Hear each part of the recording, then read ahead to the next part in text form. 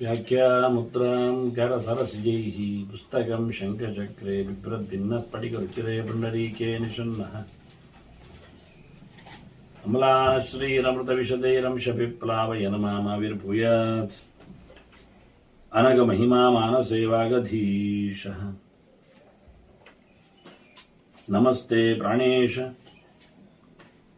प्रणत विभुवायामनिमगाः नमः स्वामिन् राम प्रियतम हनुमन् गुरुगुण नमस्तुभ्यं भीम प्रबलतम कृष्णेष्ट भगवन् नमः श्रीमन्मध्व प्रदिश सुदर्शनो जय जय श्री गुरुभ्यो नमः। नारायणं सुरगुरुं जगदेकनाथं भक्तप्रियं सकललोक नमस्कृतं च त्रैगुण्यवर्जितमजं विभुमाद्यमीशं वन्दे भवग्रहम् अमरावरुसिद्धवन्द्यं नारायणं नमस्कृत्य नरं चैव नरोत्तमं देवीं सरस्वतीं व्यासं ततो जयमुदीरये। ವೇದವ್ಯಾಸರ ಮಹಾಭಾರತದ ಚಿಂತಕರಿಗೆ ವಂದನೆಗಳು. ಮೌಸಲ ಪರ್ವದ 7ನೆಯ ಪ್ರವಚನ.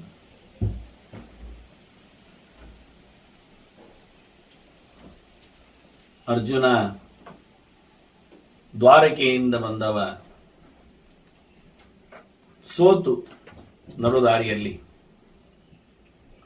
ಮತ್ತೆ ಕುರುಕ್ಷೇತ್ರದಲ್ಲಿ ತನ್ನ ಸಂವಾಸವನ್ನು ಮಾಡಿದ. ಅಲ್ಲಿ ವ್ಯಾಸರ ಆಶ್ರಮಕ್ಕೆ ಸಿಕ್ಕಿ ತನ್ನ ಒಳ ಬೇಗುದಿ ಅದು ಕೃಷ್ಣನ ವಿರಹದಿಂದ ಆಗಿದೆ ಎನ್ನುವುದನ್ನು ಹೇಳಿಕೊಂಡ. ಮುಂದೆ ಅಲ್ಲಿ ನಡೆದ ಘಟನೆಗಳೇನು, ಹೇಗಾಯಿತು ಅನ್ನುವುದರ ಬಗ್ಗೆ ವೇದವ್ಯಾಸರಿಗೆ ತಿಳಿಸ್ತಾನೆ. ಮೌಸಲೆ ವೃಷ್ಣಿ ವೀರಾಣಾಂ ವಿನಾಶಃ ಬ್ರಹ್ಮಶಾಪಜ. ಜ್ಞಾನಿಗಳ ಶಾಪದಿಂದಾಗಿ ಎಲ್ಲ ವೃಷ್ಣಿ ವಂಶದ ವೀರಾಳುಗಳು, ಕಮ್ಮಿಲ್ಲ ಸಿಂಹದರ್ಪಾಹ ಅಂತ ಹೇಳಿಕೊಂಡಾಗೆ ಅದ್ಭುತವಾದ ಪರಾಕ್ರಮಿಗಳವರು, ಅವರು ಮುಸಲದಂತೆ ಜೊಂಡು ಹುಲ್ಲುಗಳಿಂದ, ನಿಜವಾಗಿ ಮುಸಲದ್ದೇ ಅದು ನಿರ್ಮಾಣ. ಹಾಗಾಗಿ ಏನು ಸಾಂಬ ಎತ್ತುಕೊಂಡ ವನಕ್ಕೆ, ಅದರಿಂದಾಗಿ ಇವರು ಬಡಿದಾಡಿಕೊಂಡು ಸತ್ತಿದ್ದಾರೆ. ವೀರರೇ ಬಭುವ ವೀರಾಂತಕರ, ಎಲ್ಲ ವೀರರನ್ನು ಪರಾಕ್ರಮಿಗಳನ್ನು ಮುಗಿಸಿಕೊಟ್ಟಿದೆ. ಪ್ರಭಾಸೆ ರೋಮಹರ್ಷಣಃ. ನಡೆದ ಘಟನೆ ಪ್ರಭಾಸದಲ್ಲಿ ಭಯಾನಕವಾಗಿತ್ತದು ಅಂತ ತಿಳಿಸ್ತಾನೆ. ಬೇರೆ ಯಾರಲ್ಲ, ಅವರವರೇ ಅನ್ಯೋನ್ಯಂ ತೈಹಿ ಹತಂ ಯುಧಿ, ಅವರವರೇ ಹೊಡೆದಾಡಿಕೊಂಡು ಎಲ್ಲರನ್ನು ಮುಗಿಸಿಕೊಂಡ್ರಲ್ಲ. ಲೆಕ್ಕಾಚಾರ ಬೇಳೆ ಹೇಳ್ತಾನೆ, ಸುಮಾರು 10 ಲಕ್ಷದವರೆಗೆ ಅಂತ. 5 ಲಕ್ಷದವರು ಸೇರಿಕೊಂಡು ಬಡ್ಗಾಡಿಕೊಂಡಿದ್ದಾರೆ.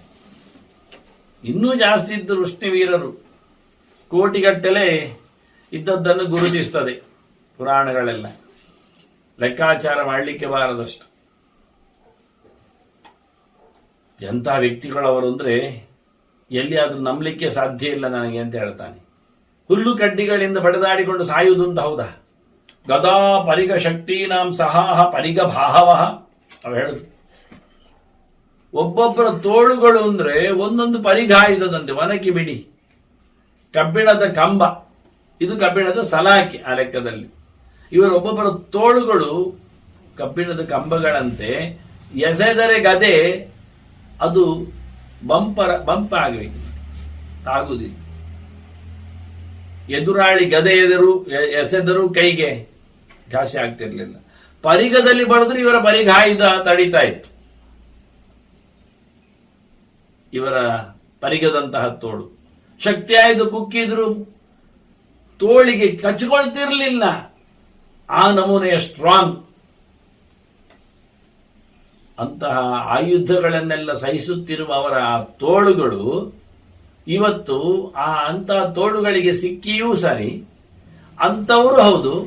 ಅವರು ಹುಲ್ಲು ಕಡ್ಡಿಯಿಂದ ಚಚ್ಚಿಕೊಂಡ್ರು ಅಂದ್ರೆ ಅರ್ಥ ಆಗುತ್ತಾ? ತೇ ಏರಕಾಭಿರ್ ನಿಹತಾಹ ಪಶ್ಯ ಕಾಲಸ್ಯ ಪರ್ಯಯ. ನೋಡಿ, ಗದೆ ಬಡಿದ್ರು ತಾಗದವರು ಪರಿಗದಲ್ಲಿ ಬಡ್ಕೊಳ್ಳುವವರು ಇವತ್ತು ಹುಲ್ಲಿನಲ್ಲಿ ಹೊಡ್ಕೊಂಡು ಸತ್ತು. ಕಾಲ ಏನು ಮಾಡ್ತದೆ ನೋಡಿ. ಹಾವು ಕಚ್ಚಿಸಿಕೊಂಡಲ್ಲಿಯೂ ಸಾಯದವ ಎಲ್ಲಿ ಒಂದು ಮುಳ್ಳು ಕಚ್ಚಿ ಸತ್ತ ಹೇಳಿಕೊಂಡಾಗ ಆಯ್ತು, ಅದು ಅವನಿಗೆ ವಿಷ ಆಯ್ತಂತೆ ಅಂತ. ಭೀಕರವಾದ ಪರಿಣಾಮಕಾರಿಯಾದ ಹಾವೇ ದೊಡ್ಡದು ಕಚ್ಚಿದರೂ ಅದನ್ನು ಕರಗಿಸಿಕೊಂಡವನಿಗೆ ಕಾಲಡಿಯಲ್ಲಿ ಎಲ್ಲೋ ಒಂದು ಮುಳ್ಳು ಕಚ್ಚಿ ಅದು ಸೆಪ್ಟಿಕ್ ಆಗಿ ವಿಷ ಆಗಿ ಅವನು ಸತ್ತ ಅಂತ. ಹಾಗೆ ಇವರೆಲ್ಲ ಅಷ್ಟಷ್ಟು ದೊಡ್ಡ ಹೋರಾಟಗಾರರು ಅವರವರೇ ಹೊಡ್ಕೊಂಡದ್ರಿಂದ ಸಾಯ್ಲಿಕ್ಕೆ ಆಯಿತು. ಅಂತಹ ಪ್ರತಿಯೊಬ್ಬರು ಹೋರಾಡುಗಳೇ ಆದ್ರಿಂದ ಬಡ್ಕೊಂಡ್ರು, ಸತ್ತೋದು. ನನಗೀಗ ಇರ್ಲಿಕ್ಕೆ ಮನಸ್ಸೇ ಬರುವುದಿಲ್ಲ ಭೂಮಿಯಲ್ಲಿ. ನಚೇಹ ಸ್ಥಾತುಮಿಚ್ಛಾಮಿ ಲೋಕೆ ಕೃಷ್ಣ ವಿನಾಕೃತ. ಆ ಪರಮೋಚ್ಚನಾದ ಕೃಷ್ಣನಿಲ್ಲದೆ ನನಗೆ ನಂಬಲಿಕ್ಕೆ ಆಗುವುದಿಲ್ಲ. ಆ ಶ್ರದ್ಧಾವ ಅಂತ ನಾನು ಅವರನ್ನೆಲ್ಲ ಆ ರೀತಿಯಾಗಿ ಸಾಯ್ತಾರೆ, ಬಡ್ಕೊಳ್ತಾರೆ ಎನ್ನುವುದು ಒಪ್ಪಲಿಕ್ಕೆ ಆದ ಘಟನೆಯನ್ನು ಒಪ್ಪಿಕೊಳ್ಳಲಿಕ್ಕೆ ಆಗ್ತಾ ಇಲ್ಲ ಮನಸ್ಸು. ಕೃಷ್ಣನಿಲ್ಲದೆ ಈ ನೆಲದಲ್ಲಿ ಇರ್ಲಿಕ್ಕೂ ಮನಸ್ಸು ಬರ್ತಾ ಇಲ್ಲ, ಇರಬಾರದು. ಇನ್ನೂ ಒಂದು ಹೇಳ್ತೇನೆ, ನೀವು ಕೇಳಿ. ಇತಃ ಕಷ್ಟತರಂಚ ಅನ್ಯತ್. ಇದಕ್ಕಿಂತ ನನಗೆ ತುಂಬಾ ನೋವಾದದ್ದು, ಬೇಸರ ತಂದದ್ದು, ಕಷ್ಟವಾದ ವಿಷಯ ಅಂದ್ರೆ ನಾನು ಬರ್ತಾ ಪೆಡ್ದಿಂದತ್ತು ಹೇಳ್ತಾನೆ. ವೇದವ್ಯಾಸರು ಕೇಳಿದ್ರಲ್ಲ, 7ರಲ್ಲಿ ಏನು ನೀನು ಅಂತ, ಅದೇ ಕೊನೆದು ತಾನು ಅಂತ ಹೇಳಲಿಕ್ಕೆ ಇಷ್ಟು ಉದ್ದ ಹೇಳಿದ. ಆವೀರೈಹಿ ಅಭಿಭೂಯಾಜೋ ಹೃತಾಹ ಪಂಚನದಾಲೈಹಿ. ನಾವು ಪಂಜಾಬ್ ಎತ್ತರದಲ್ಲಿ ಡೇರೆ ಮಾಡಿಕೊಂಡೆವು, ಉಳಿದುಕೊಂಡೆವು. ಅಲ್ಲಿ ಸುತ್ತಮುತ್ತಲಿನ ಕಳ್ಳರು ಪುಂಡರು ಬಂದು ನಮ್ಮ ಸಂಪತ್ತನ್ನೆಲ್ಲ, ಸ್ತ್ರೀ ಸಂಪತ್ತು ವೃಷ್ಟಿ ದಾರಾಶ್ಚ, ಯಾದವರ ಮಡದಿಯರನ್ನೆಲ್ಲ ಕದ್ದುಕೊಂಡೋಗಿದ್ದಾರೆ, ಎಳ್ಕೊಂಡೋಗಿದ್ದಾರೆ. ನನಗೆ ರಕ್ಷಣೆ ಮಾಡಲಿಕ್ಕೆ ಆಗಲಿಲ್ಲ. ನನ್ನ ಆಯುಧಗಳು, ನನ್ನ ಅಸ್ತ್ರಗಳು, ನನ್ನ ಬತ್ತಳಿಕೆ ಈ ಯಾವುದು ಉಪಕಾರಕ್ಕೆ ಬರಲಿಲ್ಲ ಅಂತಾನೆ. ಆಗ ಯಥಾ ಪುರಾಚಮೇ ವೀರ್ಯಂ ಭುಜಯೋಹೋ ನ ತಥಾಭವತ್. ಆಗ ನನಗಿದ್ದ ಏನೊಂದು ಕಸುವಿತ್ತು, ತೋಳಬಲ ಇತ್ತು, ಇವತ್ತೇನಾಗಲಿ ಎಲ್ಲ ಕೈಕೊಟ್ಟಿತ್ತು. ಧನುಸ್ಸು ಕಟ್ಲಿಕ್ಕೆ ಬರ್ತಿರ್ಲಿಲ್ಲ, ಮಂತ್ರ ನೆನಪಾಗ್ತಿರ್ಲಿಲ್ಲ, ಬತ್ತಳಿಗೆ ಖಾಲಿ ಬೇರೆ ಆಗಿದೆ, ತೋಳಿನಲ್ಲಿ ಸಾಮರ್ಥ್ಯ ಇಲ್ಲ. ಇದನ್ನೆಲ್ಲ ಬಹಳ ಚೆನ್ನಾಗಿ ಧರ್ಮರಾಜನೇ ಹೇಳಲಿಕ್ಕೆ ಉಂಟವನು ಅಲ್ಲಿ ಹೋಗಿ. ಆಗ ನೋಡೋಣ ಅವನ ಮಾತುಗಳ ಪ್ರಭಾವ ಹೇಗಿತ್ತು ಅಂತ. ಇಲ್ಲಿ ವ್ಯಾಸರಲ್ಲಿ ಹೇಳ್ತಾನೆ, ನನಗೆ ಆಗ್ತಾ ಇರಲಿಲ್ಲ. ಇದಕ್ಕಿಂತ ದೊಡ್ಡ ದುರಂತ, ಇದಕ್ಕಿಂತ ದೊಡ್ಡ ನೋವು, ದುಃಖ ನನಗಿನ್ನು ಬೇರೆ ಏನು ಬೇಕು ಕೇಳುತ್ತ. ಹಿಂದೆ ಇದ್ದಾಗೇನು ಆಗಲಿಲ್ಲ. ಹಿಂದೆ ಇದ್ದಾಗೆ ಅಂದ್ರೆ ಹಿಂದೆ ನನ್ನ ಎದುರಲ್ಲಿ ರಥದಲ್ಲಿ ಕೃಷ್ಣ ಇದ್ದ ಸಾರಥಿ, ಅದಕ್ಕೆ ಆಯ್ತು. ಇವತ್ತು ಎದುರಲ್ಲಿ ಕೃಷ್ಣ ಇಲ್ಲ ಅಂತ ಅವನಿಗೆ ಅರ್ಥ ಆಯ್ತು ವಿಷಯ, ತಿಳ್ಕೊಂಡು ಹೇಳ್ತಾನ. ಪುರುಷಶ್ಚ ಅಪ್ರಮೇಯಾತ್ಮ ಶಂಖಚಕ್ರ ಗದಾಧರ ಚತುರ್ಭುಜ ಪೀತವಾಸ ಶ್ಯಾಮ ಪದ್ಮದಳೇಕ್ಷಣ ಯಶ್ಚ ಯಾತಿ ಪುರಸ್ಥಾನಮೇ ರಥಸ್ಯ ಸುಮಹಾದ್ಯುತಿ. ಬಹಳ ತೇಜಪೂರ್ಣನಾಗಿ ಯಾಕೆ ಚಿತ್ರಿಸಿದ ಹಾಗೆ ಕೇಳಿದ್ರೆ, ಸೂರ್ಯನ ರಥದಲ್ಲಿ ಅರುಣ ಇರ್ತಾನೆ ಸಾರಥಿ, ಬ್ರೈಟ್ ಆದವ ಸೂರ್ಯ ಮತ್ತೆ ಬರ್ತಾನೆ. ಇಲ್ಲಿ ಆಗಲ್ಲ, ಬ್ರೈಟ್ ಆದವ ಕೃಷ್ಣ ಮೊದಲು ಹೋಗ್ತಾನೆ, ನಾನು ಮತ್ತೆ ಡಲ್ ಆದವ ಬರಲಿಕ್ಕೆ ರಥದಲ್ಲಿ. ಇದೆಲ್ಲ ನೋಡ್ಬೇಕಾದ ಸುಮಹಾದ್ಯುತಿಯಿಂದ. ಪ್ರಭಾವಪೂರ್ಣನಾದ ವ್ಯಕ್ತಿ ಅವನೇ, ನಾನಲ್ಲ. ರಥದಲ್ಲಿ ಅವನು ಪರಮಪುರುಷ ಭಗವಂತ, ಅವನು ಕೂತಿದ್ದಾನೆ, ಅಪ್ರಮೇಯ ಸ್ವರೂಪನಿದ್ದಾನೆ. ಅವನ ಬಗ್ಗೆ ತಿಳ್ಕೊಳ್ಳಿಕ್ಕೆ ಸಾಧ್ಯ ಇಲ್ಲ ನಮಗೆ ಪೂರ್ವವಾಗಿ. ಕೈಯಲ್ಲಿ ಆಯುಧಗಳನ್ನು ಹಿಡಿದಿರ್ತಾನೆ, ಶಂಖಚಕ್ರ ಗದಾಧರ. ಹೇತಿ ನೋಡಿಯೇ ಉಳಿದವರು ಹೇತಾಕೊಳ್ಬೇಕು, ಹಾಗೆ ಓಡಿ ಹೋಗ್ಬೇಕು. ಅವನ ಚಕ್ರ ಶಂಖಗಳನ್ನು ನೋಡಿ ಎಷ್ಟು ಗರ್ಭಾ ದೇವಾರಿ ನಾರೀಣ ವಿಧೀಯಂತೆ ಸಹಸ್ರದ ತಮನಾದೇನ ಪಾತಾಡೆ ಪಾಂಚಜನ್ಯ ನಮೋಸ್ತುತೆ. ಕೃಷ್ಣನ ಶಂಖಕ್ಕೆ ನಮಸ್ಕಾರ ಮಾಡುವಾಗ ಹೇಳುವ ಮಾತು ಏನ್ ಹೇಳ್ತದೆ? ನಿನ್ನ ನಾದವೇ ದೈತ್ಯ ಸ್ತ್ರೀಯರ ಗರ್ಭವನ್ನೇ ಹೊಡೆತದೆ, ಹುಟ್ಟದಂತೆ ಮಾಡ್ತದೆ ದೈತ್ಯರನ್ನು. ಅಂತ ಆಯುಧಗಳನ್ನೆಲ್ಲ ಹಿಡಿದವನು ಎದುರು ಕೂತಿದ್ದಾನೆ. 4 ತೋಳಿನವ, ಹಳದಿ ಪಟ್ಟೆಯವ, ಬಹಳ ಚಂದವಾದಂತಹ ಮೈ ಬಣ್ಣವುಳ್ಳವ, ವಿಶಾಲವಾದ ಕಣ್ಣೋಟದವ ಅವನು. ಇವತ್ತು ಅವನಿಲ್ಲ. ಮುಂದೋಗ್ತಿದ್ದ ಮುಂದೋಗಿ ಪ್ರದಹನ್ ರಿಪು ಸೈನ್ಯಾನಿ ನ ಪಶ್ಯಾಮಿ ಅಹಂ ಅದ್ಯತಂ. ಮುಂದೋಗುವಾಗ ನನ್ನ ಶತ್ರು ಸೈನ್ಯಗಳನ್ನೆಲ್ಲ ಸುಟ್ಕೊಂಡು ಬಿಡ್ತಿದ್ದ, ಬೀಳಿಸಿ ಹೋಗ್ತಿದ್ದ. ನಾನು ಹಿಂದಿನಿಂದ ಬರಬೇಕು, ಇವತ್ತವ ಇಲ್ಲ. ಹೋರಾಟದಲ್ಲಿ ಏನಾಗ್ತಿತ್ತು ಅಂದ್ರೆ, ಏನ ಪೂರ್ವಂ ಪ್ರದಗ್ಧಾನಿ ಪಶ್ಯಾಮ ಮತ್ತು ಅಶಾತಯಂ ಅಂತ. ಈ ರಿಪು ಸೈನ್ಯಗಳನ್ನು ಮೊದಲವನು ಬೀಳಿಸುವುದು, ಮತ್ತೆ ನಾನು ಹಿಂದಿಂದ ಹೊಡೆಯುವುದು. ಇದೆಲ್ಲ ಅದರುಂಟ, ನನ್ನ ಗಾಂಡೀವದಿಂದ ಮತ್ತೆ ಬಡಿಯುವುದು. ಇದನ್ನು ಅರ್ಜುನನಿಗೆ ಕೇಳಿದ್ದ ಕೃಷ್ಣನಲ್ಲಿ ರಣಾಂಗಣದಲ್ಲಿ. ನಾನು ಹೋದಲ್ಲಿ ಎಲ್ಲ ಹೆಣೆ ಬೀಳ್ತದಲ್ಲ ಹೇಗೆ ಅಂತ. ಮತ್ತು ಹೇಳ್ತಿದ್ದ, ನಾನು ಹೋಗಲ್ಲೆಲ್ಲ ಮೊದಲೊಬ್ಬ ಹೋಗಿರ್ತಾನೆ ಬಡ್ಕೊಂಡು ಕಪ್ಪಿನವ, ನಿಂಗೆ ಗೊತ್ತಾ ಅಂತ. ಅದು ನಾನೇ ಅಂದ ಕೃಷ್ಣ. ಕಪ್ಪಿನವ ಕಾಲ, ಮರಣ ದೇವತೆ, ಅದು ಕೃಷ್ಣನೇ. ಕಾಲೋಸ್ಮಿ ಲೋಕ ಕ್ಷಯಕ ಪ್ರವೃದ್ಧ ಅಂತ. ನಾನು ನೆರಳಾಗಿ ಹೋಗ್ತೇನೆ, ನಾನು ಹೋದಲ್ಲಿ ನೀನು ಬರ್ತೀಯ, ನಾನು ಹೋದಲ್ಲಿ ಎಲ್ಲ ಬೀಳಿಸಿರ್ತೇನೆ, ನಿನಗೊಂದು ಕ್ರೆಡಿಟ್ ಕೊಡ್ಲಿಕ್ಕೆ ನೀನು ಬಿಡಯ್ಯವಾಣ ಅಂತ ಹೇಳ್ತೇನೆ ಅಷ್ಟೆ. ನಾನೊಂದು ಕಡೆ ನೋಡಿದ್ದೇನೆ, ಬಹಳ ಚಂದವಾಗಿ ಹರಿತವಾದ ಕಥೆ. ಅದನ್ನು ಹೇಗೆ ಬೀಸ್ತಾನೆ ಗೊತ್ತಿಲ್ಲ, ಎಷ್ಟು ಚೆನ್ನಾಗಿದೆ ಕೇಳಿದ್ರೆ. ಎದುರಲ್ಲಿ ಬ್ಯಾಂಬೋ ಕಂಬಗಳನ್ನೆಲ್ಲ ಹಾಕಿದ್ದಾನೆ, ಬಿದಿರಿನಿಂದ ಹಸಿ. ಅವನ ಆ ವೇಗದ ಹೊಡೆತ ಕತ್ತಿದ್ದು ಆ ಮರಕ್ಕೆ ಬೀಳ್ತದೆ, ಮರದ ಕೋಲಿಗೆ, ಕಂಬಕ್ಕೆ. ಒಂದಲ್ಲ 16 ಸುತ್ತ ಇಟ್ಟುಕೊಂಡಿದ್ದಾನೆ ಅವನು. ಕೈಯಲ್ಲಿ ಬೀಸ್ತ 16 ಬೀಸಿದ್ದಾನೆ. ಒಂದು 8-10 ಸೆಕೆಂಡ್ನೊಳಗೆ ಆಗತಕ್ಕ ಕೆಲಸಗಳವನದ್ದು. ಮತ್ತೆ ಡ್ರಾಪ್ ಮಾಡುತ್ತಾನೆ ತನ್ನ ಕೈಯಲ್ಲಿರತಕ್ಕಂಥ ಕತ್ತಿಯನ್ನು, ಹರಿತವಾದ ಕತ್ತಿಯನ್ನು. ಮತ್ತೆ ನೋಡುವಾಗ ಏನಿರುತ್ತೆ ಅಂದ್ರೆ, ಪ್ರತಿಯೊಂದು ಕೋಲು ಸಹ ಕತ್ತರಿಸಲ್ಪಟ್ಟಿರ್ತದೆ. ಮಧ್ಯಕ್ಕೆ, ಕೆಲವೊಮ್ಮೆ ಅಡ್ಡಕ್ಕೆ, ಕೆಲವೊಮ್ಮೆ ವಾರೆ. ಇವನ ಬೀಸುವ ಕತ್ತಿಯ ಕಥೆಯಲ್ಲಿ ಸಂಬಂಧಪಟ್ಟಂತೆ. ಆದರೆ ಒಂದು ಬಿದ್ದಿರುವುದಿಲ್ಲ, ಅಷ್ಟು ವೇಗ. ಇದನ್ನು ಪುರಾಣದ ಕೆಲವು ಹೋರಾಟಗಳಲ್ಲಿ ನಾವು ಕೇಳುತ್ತೇವೆ. ಕತ್ತಿಗೆ ಕತ್ತಿ ಹಾಕಿ ಆಗಿರುತ್ತದೆ, ಆದರೆ ಕತ್ತು ಬೇರೆ ಆಗಿರುವುದಿಲ್ಲ. ಮನುಷ್ಯನ ರುಂಡಕ್ಕೆ ಕತ್ತಿ ಹಾಕಿದ್ದಾನೆ, ಕುತ್ತಿಗೆಗೆ. ಅದು ಬೇರ್ಪಟ್ಟಿದೆ ಕುತ್ತಿಗೆ ಮುಂಡದಿಂದ, ಆದರೆ ಕೆಳಗೆ ಉರುಳಿಲ್ಲ, ಅಲ್ಲೇ ಕೂತಿದೆ. ಅಷ್ಟು ವೇಗವಾಗಿ ಪಾಸ್ ಆಗಿದೆ ಅದು, ಅಷ್ಟು ನಾಜೂಕಾಗಿ ಅದು ಕತ್ತರಿಸಿದೆ. ರುಂಡ ಕೆಳಗೆ ಬೀಳದಂತೆ ಮುಂಡದ ಮೇಲೆ ಹಾಗೆ ಕೂತಿದೆ. ನೆತ್ತರು ಮಾತ್ರ ಹೊರಗೆ ಚೆಲ್ತದೆ. ಯಾರಾದ್ರೂ ನೋಡುವವರಿಗೆ ಒಂದರ ಕ್ಷಣದಲ್ಲಿ ಏನು ಗೊತ್ತಾಗುವುದಿಲ್ಲ. ಅವನ ನಕ್ಕಾಗಿ ಕಣ್ಣು ಪಿಟುಕಿಸಿದ ಹಾಗೆ ನೋಡ್ತಾ ಇದ್ದಾಗೆ ಕಾಣ್ತಾ, ಅಷ್ಟು ಕ್ವಿಕ್ನೆಸ್, ಅಷ್ಟು ವೇಗ. ಹಾಗೆ ಕೃಷ್ಣನ ಚಮತ್ಕಾರಗಳು. ಮುಂದೋಗಿ ಎಲ್ಲರನ್ನು ಸದೆಬಡಿತಿದ್ದ.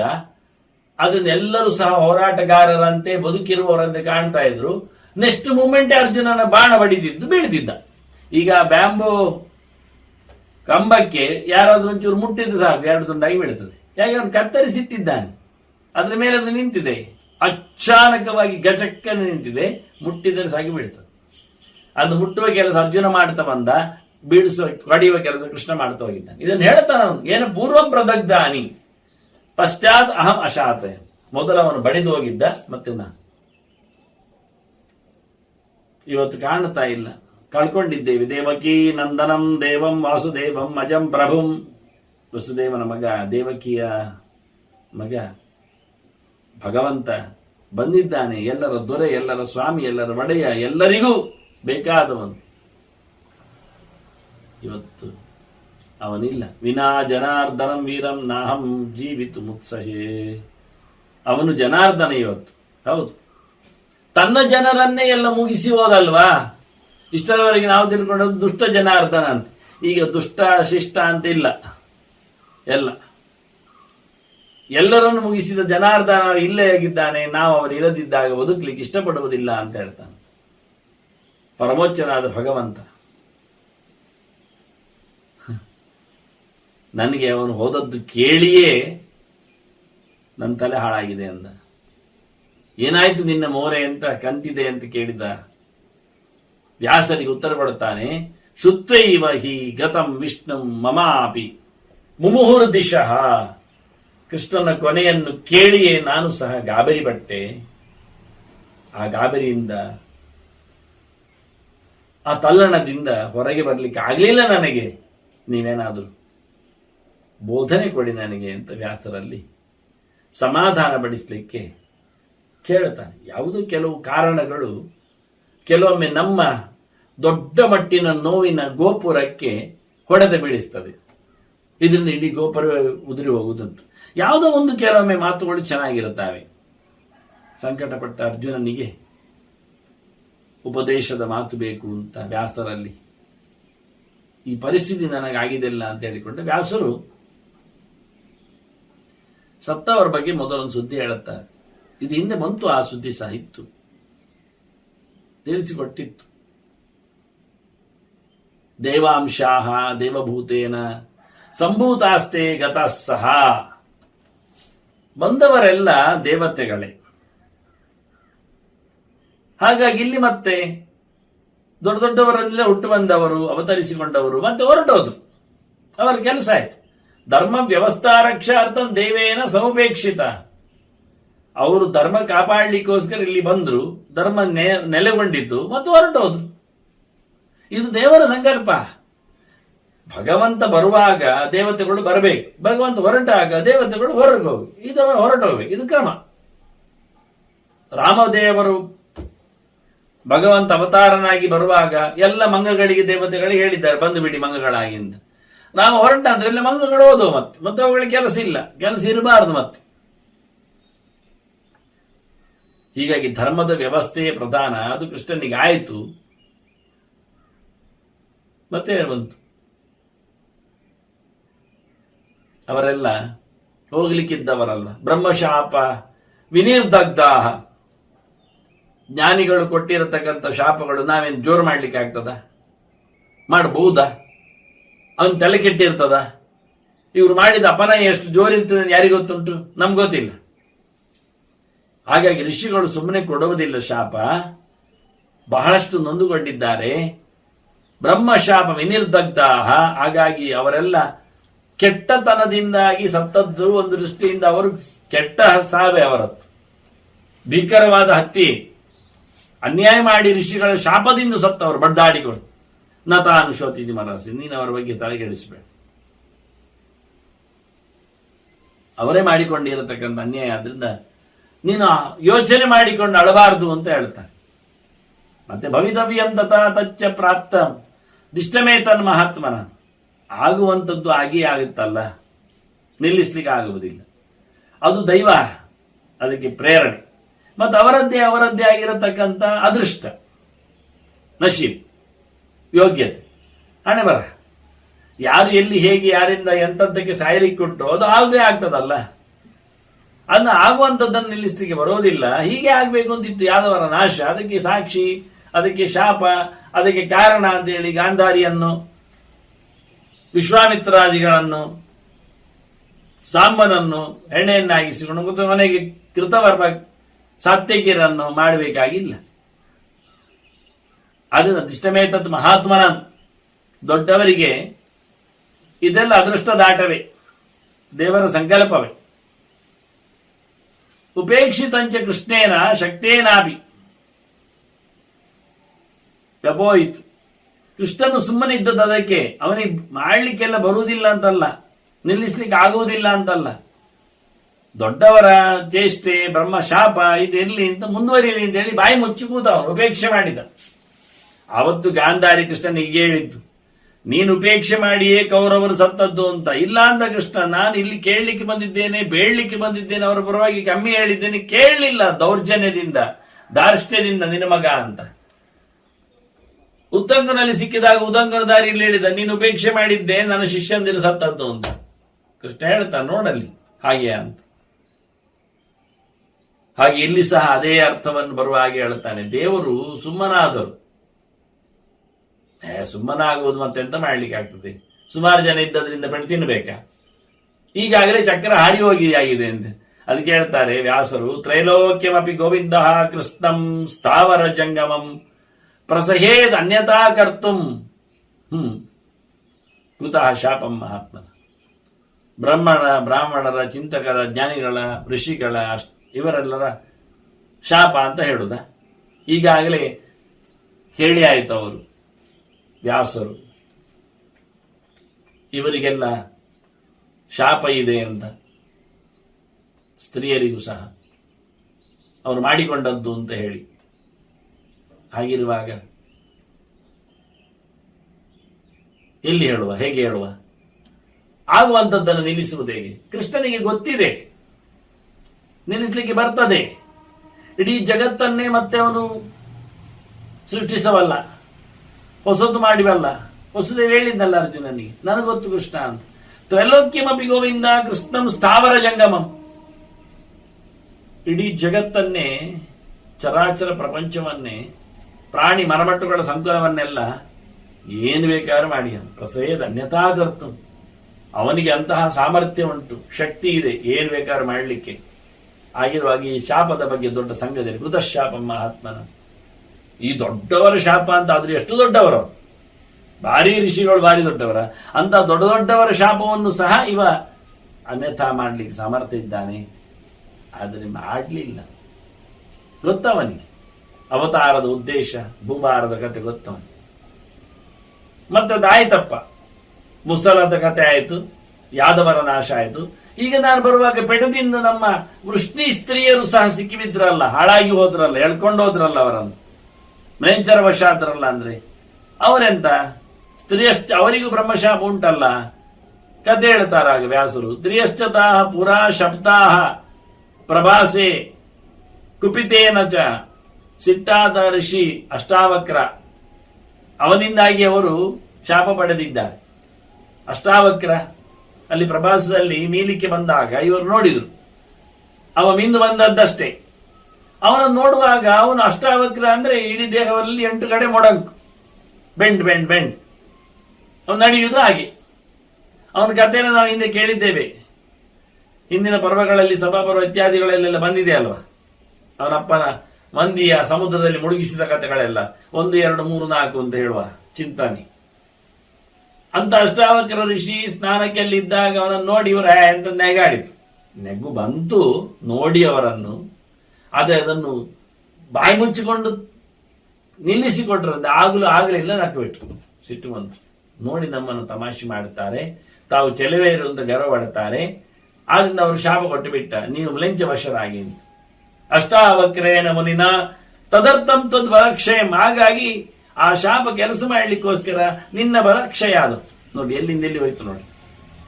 ಶಾಪ ಕೊಟ್ಟದ್ದು ಸ್ತ್ರೀಯರಿಗೆ, ಕೊಟ್ಟವ ಅಷ್ಟಾವಕ್ರ ಮುನಿ. ಆದ್ರೆ ಎಲ್ಲಿ ಆಯ್ತು ಈಗ? ಅವರನ್ನು ಬಿಡಿಸಿಕೊಂಡು ಬರ್ಲಿಕ್ಕೆ, ರಕ್ಷಣೆ ಮಾಡಲಿಕ್ಕೆ ಅರ್ಜುನನಿಗಾಗದೆ ಅರ್ಜುನನ ಬಲದ ಕ್ಷಯ ಆಯ್ತು, ನಾಶ ಆಯ್ತು. ಅವನು ಗಂಡುಗಲಿಯಾದವ ಇಲ್ಲಿ ಸೋತು ಹೋದ. ಅವರಿಗೆ ಸ್ತ್ರೀಯರಿಗೆ ಶಾಪ. ಆದ್ರೆ ನಾವು ಕೆಲವೊಮ್ಮೆ ಯೋಗ್ಯತೆ ಹೇಗೊಂಡು ನೋಡ್ಬೇಕು, ಆದವರದ್ದೆಲ್ಲ. ಉಳಿದವರಿಗೆ ಬೈಲಿಕ್ಕಿಲ್ಲ. ಕೆಲವೊಂದು ಫ್ಲೈಟ್ ಕ್ರ್ಯಾಶ್ ಆಗತ್ತೆ, ಆಗ ಡ್ರೈವರ್ ಮಿಸ್ಟೇಕ್ ಹೇಳಲಿಕ್ಕೆ ಏನು ಕಾಣುವುದಿಲ್ಲ. ರೈಡರ್ ಅಲ್ಲಿ ಮಿಸ್ಟೇಕ್ ಏನು ಕೇಳಿದ್ರೆ ಅವನೊಬ್ಬ ನಶೀಬು ಕೆಟ್ಟವ, ಅದರಲ್ಲಿ ಹತ್ತಿದ್ದೇ ತಪ್ಪು.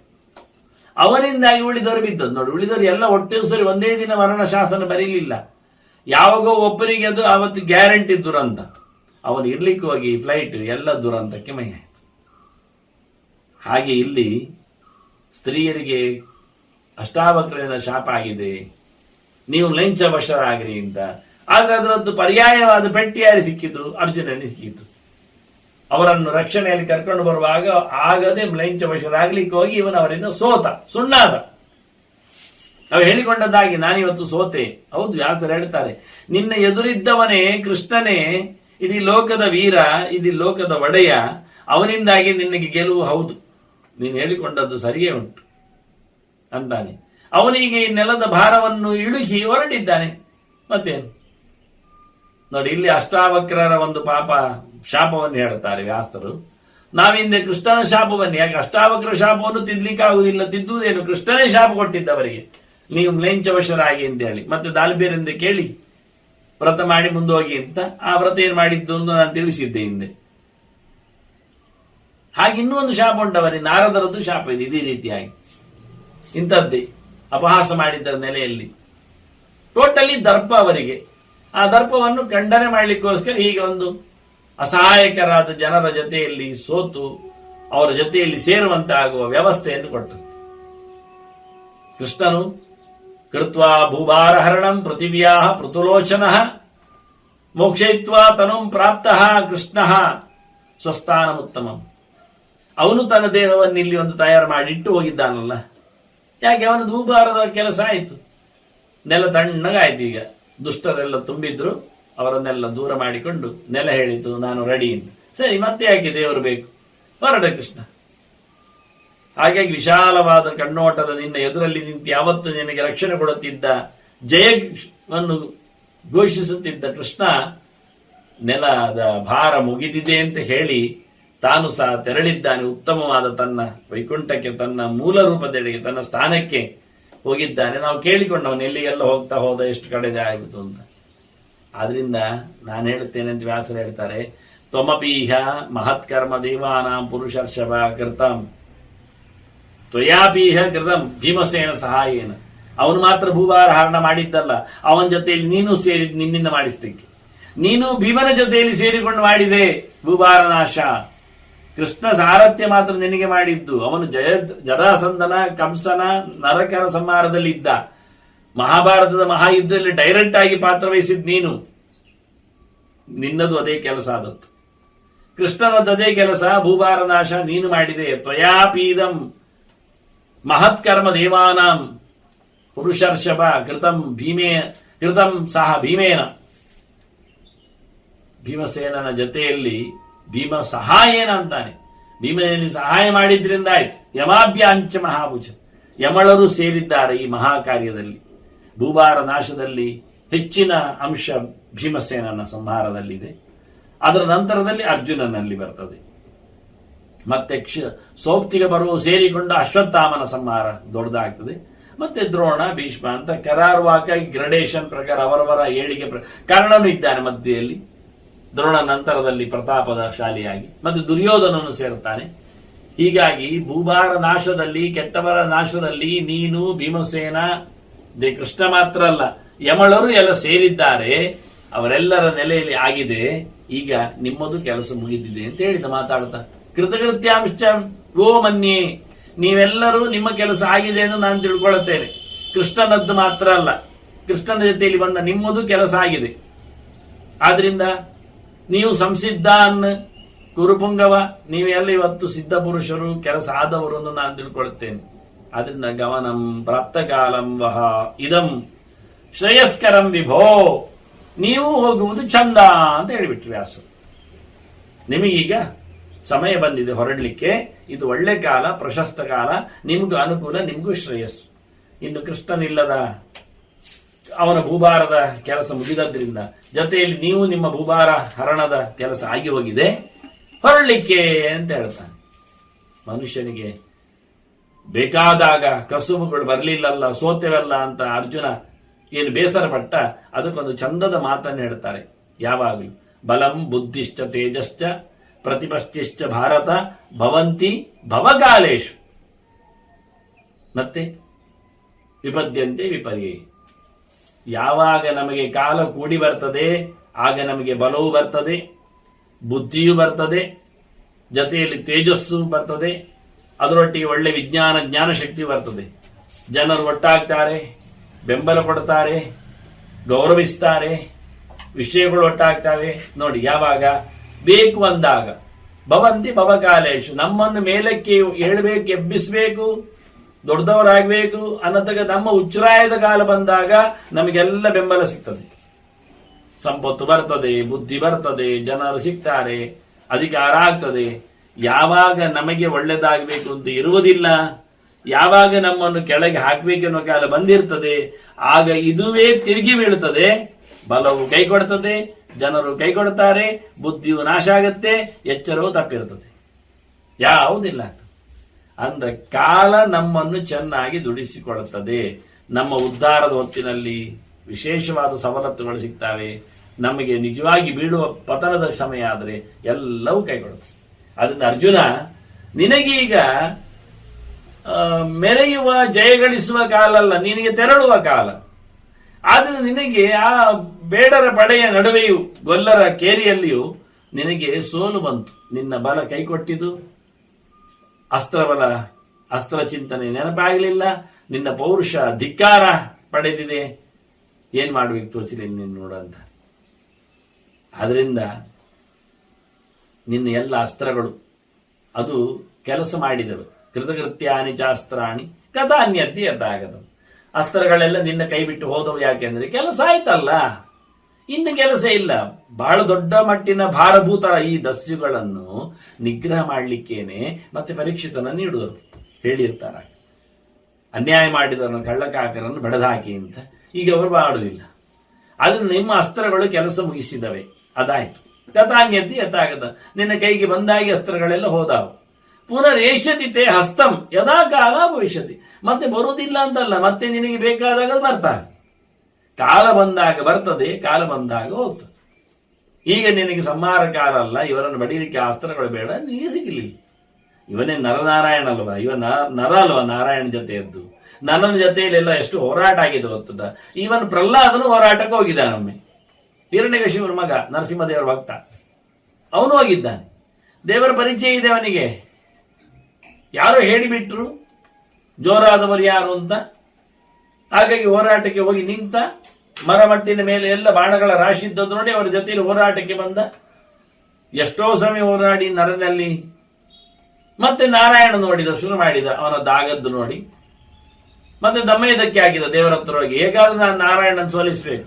ಸೋಲಿಸುವುದು ಪೌರುಷದಲ್ಲಿ ಅಲ್ಲ, ಕೈ ಮುಗಿದು ಅಂತ ನೋಡಿ. ದೇವರ ಹತ್ರ ಹೋಗಿ ನಾರಾಯಣ ಮುನಿಯಲ್ಲಿ, ಅವನು ನಾರಾಯಣ ಮುನಿ ನಾರಾಯಣ ಅಂತ ಗೊತ್ತುಂಟು.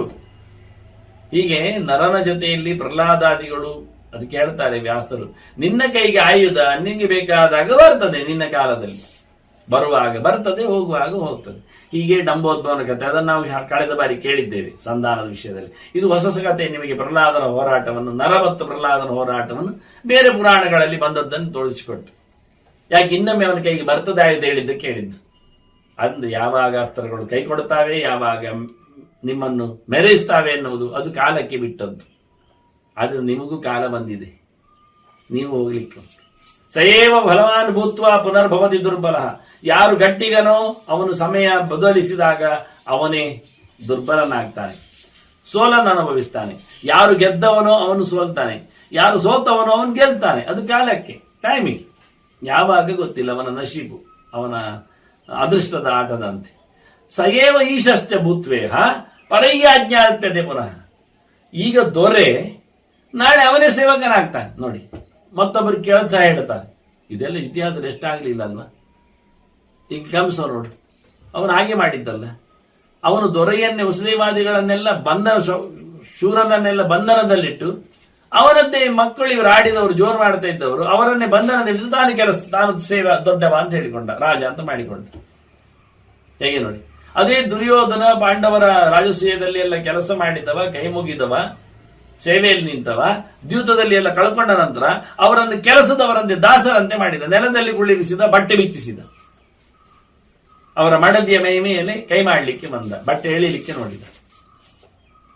ಇದನ್ನು ಹೇಳ್ತಾರೆ ಸೇವೇಶಶ್ಚ ಭೂತ್ವೇಹ ಪರೈರಾಜ್ಯಾಪ್ಯತೆ ಪುನಃ. ಇವತ್ತು ದೊರೆ, ನಾಳೆ ಅವನು ಕೆಲಸದವನಾಗುವುದು. ಇವತ್ತು ಕೆಲಸದವ, ಅವನು ನಾಳೆ ದೊರೆ ಆಗುವುದು. ನೋಡಿ, ನಮ್ಮ ದೇಶವೇ ಅದಕ್ಕೆ ದೃಷ್ಟಾಂತವಾಗಿದೆ. ಎಂತಹ ವ್ಯಕ್ತಿ ಯಾವ ಅಧಿಕಾರದಲ್ಲಿ ಕೂತು ಯಾವ ನೆಲೆಯಲ್ಲಿ ದೇಶವನ್ನು ಉಚ್ಚರಾಯ ಸ್ಥಿತಿಯಲ್ಲಿ ನಿಲ್ಲಿಸಿಕೊಂಡ ಅಂತ. ಏನೂ ಆಗಬಹುದು ಕಾಲಕ್ಕೆ ಅಂದಾನೆ. ಇದೇ ದೇಶವನ್ನು ಕೊಳ್ಳೆ ಹೊಡೆದವರೆಷ್ಟು ಜನ ಇಲ್ಲ, ದೋಚಿಕೊಂಡವರು ಯಾರೆಲ್ಲ ಇಲ್ಲ. ಆದ್ರಿಂದ ವ್ಯಾಸರು ಹೇಳ್ತಾರೆ, ನಿಮಗೀಗ ಹೋಗುವ ಕಾಲ ಚೆನ್ನಾಗಿ ಬಂದಿದೆ, ನೀವು ತೆರಳಬೇಕು. ಇದು ನಿಮಗೆ ಒಳ್ಳೆಯ ಶ್ರೇಯಸ್ಸಿನ ಸಮಯ ಆಗಿದೆ. ಅದನ್ನ ಕಾಲ ನಿಮ್ಮನ್ನು ಪ್ರತೀಕ್ಷೆ ಮಾಡ್ತಾ ಉಂಟು ಅಂತ ಹೇಳ್ತಾನೆ. ಅರ್ಜುನ ಅಲ್ಲಿಂದ ಹೊರಡಲು ವ್ಯಾಸರಿಂದ ಅನುಮತಿ ಪಡಿತಾನೆ, ಕುರುಕ್ಷೇತ್ರದ ಆಶ್ರಮದಿಂದ. ಇನ್ನು ಕೇವಲ ಸೀದ ಬಂದ್ರೆ ಹಸ್ತಿನಪುರಕ್ಕೆ ಸೀದ. ಧೃತರಾಷ್ಟ್ರನ ಆಡಳಿತೆಯಲ್ಲಿ ನಿಂತ ಹಸ್ತಿನಪುರ ಇವತ್ತು ಧರ್ಮರಾಜನ ಕೈಯಲ್ಲಿ ಬಂದಿದೆ. ಧರ್ಮರಾಜನೆಡೆಗೆ ಬರಬೇಕು ಅವನು ಹಸ್ತಿನಪುರದಿಂದ. ವ್ಯಾಸರು ಅನೇಕ ಹಂತಗಳಲ್ಲಿ ಆತನಿಗೆ ಒಳ್ಳೆಯ ಬೋಧನೆಯನ್ನು ಕೊಟ್ಟಿದ್ದಾರೆ. ಪ್ರಮುಖವಾಗಿ ಮೊದಲದೊಮ್ಮೆ, ಎರಡನೇ ಬಾರಿಯೂ ಸಹ ಗಮನಂ ಪ್ರಾಪ್ತಕಾಲಂ ಎನ್ನುವುದನ್ನು ವಹ ಅಂತ.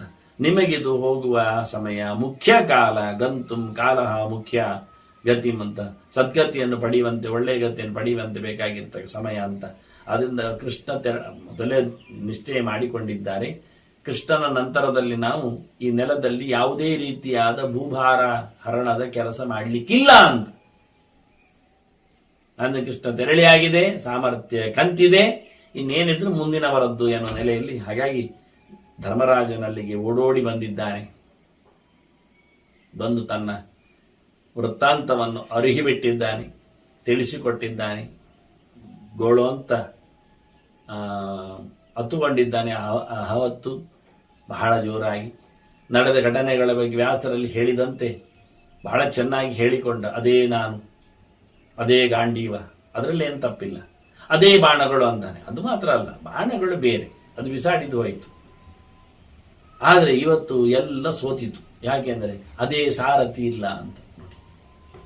ಅದುವೇ ಸಾರಥಿಗೆ ಇಲ್ಲ, ಅದೇ ರಥ ಅಂತಾನೆ, ಅದು ರಥವೂ ಇಲ್ಲ. ಅದು ರಥ ನಾವು ಕಥೆಯಲ್ಲಿ ಕೇಳಿದ್ದೇವಲ್ಲ, ಸುಟ್ಟೋದದ್ದು. ಎಲ್ಲರ ಅಸ್ತ್ರದ ಪೆಟ್ಟಿಗೆ ಕೃಷ್ಣ ಅವನನ್ನು ಇಳಿಸಿ ತಾನು ಇಳಿದು ಸುಟ್ಕೊಂಡದ್ದು. ಅದೇ ರಥ ಅಲ್ಲ. ಹಾಗಾಗಿ ಅದೇ ಕುದುರೆಗಳು ಇಲ್ಲ. ಆ ರಥದ ಆ ಕುದುರೆಗಳೆಲ್ಲ ಸುಟ್ಟೋಗಿವೆ ಅರ್ಜುನನಂತು. ಈಗ ಹೇಳುವಾಗ ಆ ರಥ ಅಲ್ಲ ಇವನಂತು. ಈಗ ಹನುಮಂತನೂ ಇಲ್ಲ ಈ ರಥದಲ್ಲಿ, ಪ್ರಾಣನೂ ಇಲ್ಲ, ಪರಮಾತ್ಮನೂ ಇಲ್ಲ ಈ ರಥದಲ್ಲಿ. ಎರಡೂ ಇಲ್ಲ. ಪ್ರಾಣ ಇದ್ರೆ ತ್ರಾಣ ಬರ್ತದೆ, ಪರಮಾತ್ಮ ಇದ್ರೆ ಗೆಲುವು ಬರ್ತದೆ. ಅದು ಇವತ್ತು ಗೆಲುವಿಲ್ಲ, ತ್ರಾಣವಿಲ್ಲ, ಎರಡೂ ಇಲ್ಲ ಆಗಿದೆ. ಯಾಕೆಂದ್ರೆ ಇಬ್ಬರು ಇಲ್ಲ, ಮೇಲಿಲ್ಲ, ಹನುಮಂತ ಇಲ್ಲ. ಒಟ್ಟೊಂದು ವಾನರ ಧ್ವಜ ಅಂತ ಕಟ್ಟಿದ್ದಾನಷ್ಟೇ, ಅದರಲ್ಲಿ ಹನುಮಂತನ ಪ್ರತಿಷ್ಠೆ ಆಗಲಿಲ್ಲ. ಎದರಲ್ಲಿ ಕೃಷ್ಣನಿಲ್ಲ ಸಾರಥಿಯಾಗಿ. ಹೀಗಾಗಿ ಅದನ್ನು ಹೇಳಿಕೊಂಡ. ತದ್ವೈ ಧನು ತೈಷವಃ ಸರಥೋ ಹಯಾಸ್ತೆ ಸೋಹಂ ರಥಿ ನೃಪತಯ ಯಥಾಮನಂತಿ ಅಂತ. ಇದು ಭಾಗವತದಲ್ಲಿ ಬರುವ ಪರೀಕ್ಷಿತನಿಗೆ ಕೊಟ್ಟ ಚಿಂತನೆಯಲ್ಲಿರತಕ್ಕ ಮಾತು ಇದು. ಅದೇ ನಾನು, ಅದೇ ಗಾಂಡೀವ, ಅದೇ ಬಾಣಗಳು, ಅದೇ ರಥ, ಅದೇ ಕುದುರೆ. ಆದರೆ ಎಲ್ಲ ರಾಜರು ನನಗೆ ಮಣಿತಿದ್ರು. ಇವತ್ತು ಗೊಲ್ಲರು, ಅಬೀರರು, ದಸ್ಯುಗಳು, ಪುಂಡು ಪೋಕರು, ಗುಡ್ಡಗಾಡಿನವರು, ಏನು ಗೊತ್ತಿಲ್ಲದವರು, ಮ್ಲೇಂಚರು ನನ್ನನ್ನು ಸೋಲಿಸಿದ್ರು ಅಂದಾಗ ನನಗೆ ಗೊತ್ತಾಯಿತು, ಸರ್ವಂ ಅಭೂತ್ ಭಸ್ಮನ್ಯುತಂ. ಯಾಕೆಂದ್ರೆ ಅಶದೀಶರಿಕ್ತಂ, ಕೃಷ್ಣನಿಲ್ಲದೆ ಆಗ್ಲಿಕ್ಕೆ ಹೋಗಿ ಅದೆಲ್ಲ ಇವತ್ತು ಬೂದಿಯಲ್ಲಿ ಹಾಕಿದ ಹೋಮದಂತೆ ಆಯ್ತಲ್ಲ, ಮರುಭೂಮಿಯಲ್ಲಿ ಬಿತ್ತಿದ ಬೀಜದಂತೆ ಆಯ್ತಲ್ಲ, ವ್ಯರ್ಥ ಆಯ್ತಲ್ಲ ಅಂತ ಹೇಳುತ್ತಾನೆ. ನಿಜವಾಗಿ ಅವನ ರಥ ಕುದುರೆಗಳು ಅದೇ ಅಲ್ಲ, ಅಂದ್ರೆ ಅದು ಸುಟ್ಟಿದೆ. ಆದ್ರೆ ಅಂಥದ್ದೇ ರಥ ಕುದುರೆಗಳಾಗಿವೆ. ಆದ್ರೆ ಅಂಥದ್ದೇ ಅರ್ಜುನ ಅಲ್ಲ, ಅರ್ಜುನ ಅವೇನೆ. ಗಾಂಡೀವ ಅದುವೇ. ಕೊನೆಗಳಿಗೆವರೆಗೂ ಅವನ ಕೈಯಲ್ಲಿ ಗಾಂಡೀವ ಇತ್ತು. ಇನ್ನು ಗಾಂಡೀವದ ವಿಸರ್ಜನೆಯ ಕಥೆಯನ್ನು ನಾವು ಮುಂದೆ ಕೇಳಲಿಕ್ಕುಂಟು. ಹೀಗೆ ಮೌಸಲ ಪರ್ವ ಕೊನೆಯಾಗಿದೆ. ಧರ್ಮರಾಜ ಕತೆ ಕೇಳುವ ಮೂಲಕ ಏನಾಗಿದೆ, ಯಾದವರ ನಾಶ, ಕೃಷ್ಣನ ನಿರ್ಯಾಣ, ದಸ್ಯುಗಳ ಪ್ರಭಾವ, ತನ್ನ ಸೋಲು ಎಲ್ಲ ಅರ್ಜುನ ತಿಳಿಸಿಕೊಟ್ಟ. ಎಲ್ಲವನ್ನು ಕೇಳಿಕೊಂಡ ಧರ್ಮರಾಜ ಮುಂದೆ ಏನು ಮಾಡುತ್ತಾನೆ ಎನ್ನುವುದರ ಮುಂದಿನ 2 ಪರ್ವವೇ 2 ಹೆಜ್ಜೆ. ಅದು ಮಹಾಪ್ರಸ್ಥಾನ ಮತ್ತೆ ಸ್ವರ್ಗಾರೋಹಣ. ಅದನ್ನು ಮತ್ತೆ ನಾಳೆ ಚಿಂತನೆ ನಡೆಸುವ. ವಂದನೆಗಳು. ಶ್ರೀಕೃಷ್ಣಾರ್ಪಣಮಸ್ತು. ನಾರಾಯಣ ನಾರಾಯಣ ನಾರಾಯಣ.